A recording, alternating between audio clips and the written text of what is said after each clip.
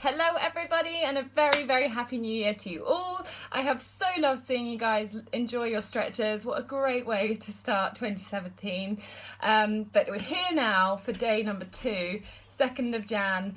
And we are kicking things up a bit with a full body workout. So 5 exercises today. I'm going to talk you through them all now. But before we do that, remember this video being posted is your cue to schedule in when tomorrow you're going to get these 5 movements into your day. Doesn't take that long, guys. You know you can do it, and you know your body and your mind are going to thank you for it at the end of the day. So let me know that it's all scheduled, and here we go. We're going to start with a really simple squat thrust. Now, if you want to add some weight to this for your arms, you can get a couple of cans of food. If you've got some dumbbells or some resistance bands, perfect. But if you don't have anything, don't worry, you don't need anything. Just focus on really thrusting the arms nice and straight with your shoulders pulled back and down.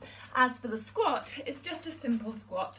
So we're going to come into the squat, wrists at your shoulders, come down to the squat, then thrust the hands up, and that's 1, 2, 3. Now with the squat, it's really important that our knees track nicely.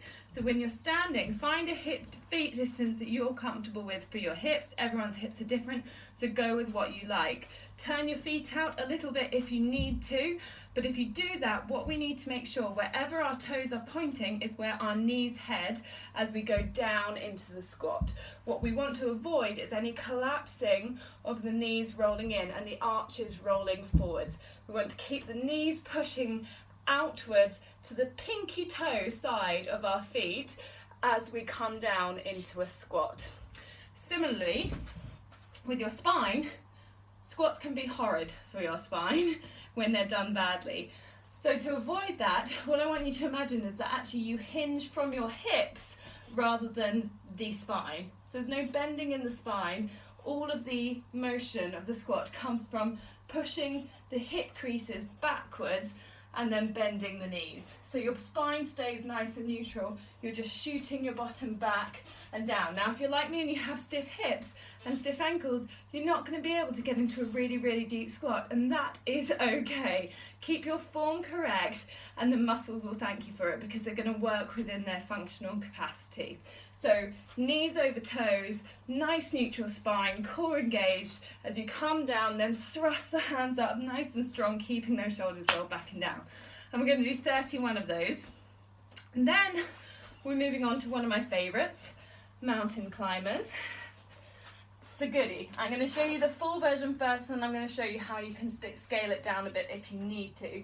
So full version, into a plank position, nice strong core, try not to let the body tip and rock, shoulder blades back and down, elbows just about locked but over, wrists, elbows and shoulders over your wrists, and you're going to bring one knee to your chest and then your other. And we're going to be mean because we're going to do 31 on each side. Now you can do it pretty slowly like this, you can do it nice and fast like this, but the key is to keep that core really strong throughout.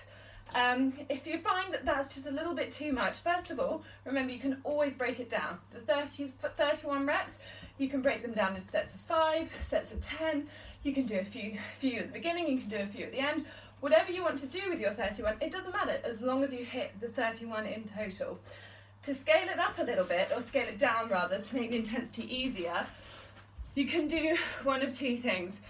In fact, the easiest way is to just bring yourself up to higher. So this is probably a little bit too high, but ideally something maybe at this height, a foot or 2 off the floor, and then do the exercise from there.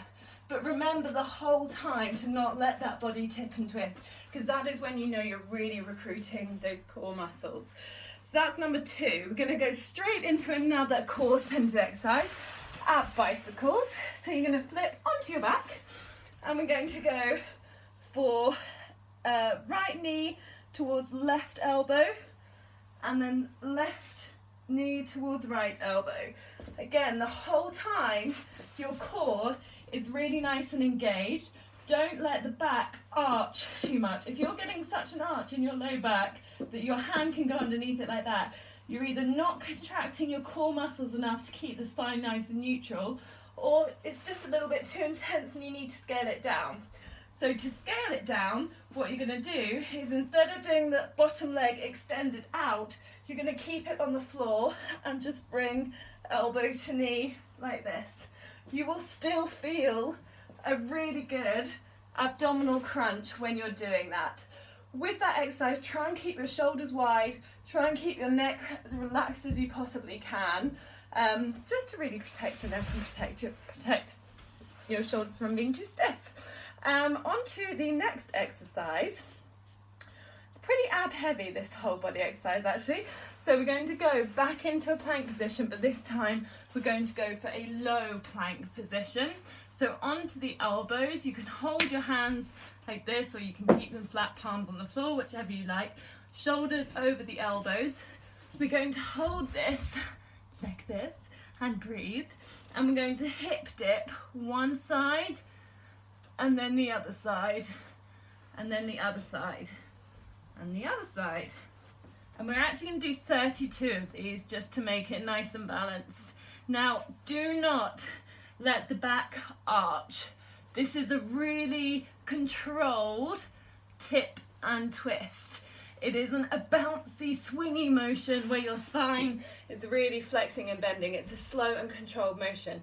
Now, to take that down a level, because that is quite intense on the spine, so there's two different things. If you find that that's at all irritating to your low back, if you have a history of low back problems, I want you instead to just do the simple side plank, stabilize with this one, and just do side hip dips like this, okay?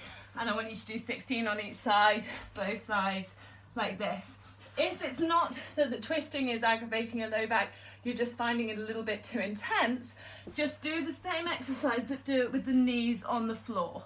So your knees are extended out like this. So instead of being in a full plank, you lower the knees and you do it with the knees on the floor, which, trust me, you will still feel. And then the last exercise, we're heading back to legs, and we're going to do a cross curtsy. So we're going to go from neutral lunge position, and we're going to go curtsy behind, curling the arms up, out to a squat. Curtsy behind and squat. And that's 1, 2, 3.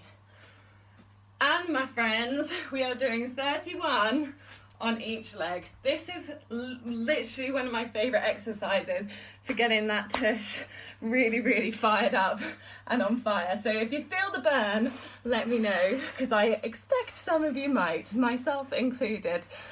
Whew, so that has got me much warmer, having arrived in our freezing cold house. A little bit of a demo, and I'm feeling much better. I hope you guys enjoy these exercises.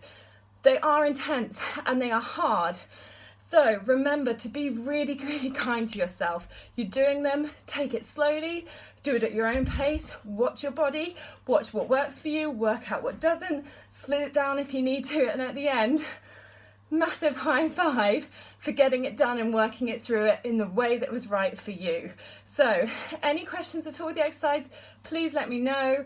I'll do my best to type it all up and get it all up tonight, and then we can all crack on with those tomorrow. It's going to be the first thing I do tomorrow morning after I've done my morning rituals. I'm going to smash out my movement challenge. So schedule it in, let me know, and I will see you all very soon. Bye.